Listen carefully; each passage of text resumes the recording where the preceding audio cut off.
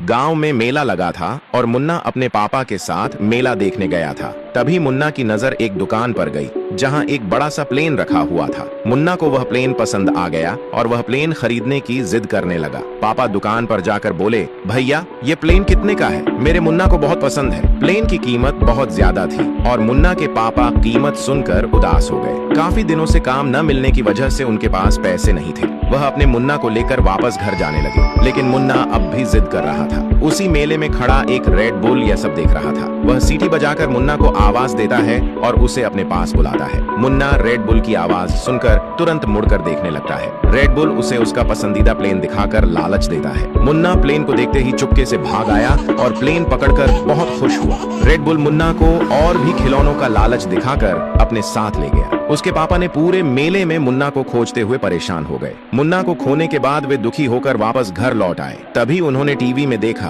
कि कुछ लोग मेले में बच्चों के खोने की वजह से रो रहे हैं। मुन्ना के पापा सब समझ गए और बोले, ये कोई भूल नहीं बल्कि एक साजिश है। मुन्ना चोर को पकड़ने के लिए एक बच्चा फिर से अपने साथ लेकर जाता है। तभी उसने देखा कि एक रेड बुल उसका पीछा कर रहा है। वह तुरंत समझ गया कि छोड़ने वाला नहीं है और तुरंत उसे पकड़ लिया। मुन्ना के पापा रेड बुल को बहुत पीटते हैं और उठाकर पटक देते हैं। फिर बोले, अब बताओ मेरा मुन्ना और बाकी सारे बच्चे कहाँ छुपाए हुए हैं? रेड बुल बोला, भैया मैंने सभी को एक लॉकर में बंद कर दिया है और उसका लॉक खोलने के लिए 1,00,000 लाइक और एक सब्सक्राइब करके कमेंट में मुन्ना लिखना होगा। उसके पापा बड़े दुख के साथ लाइक और सब्सक्राइब करने को कहते हैं।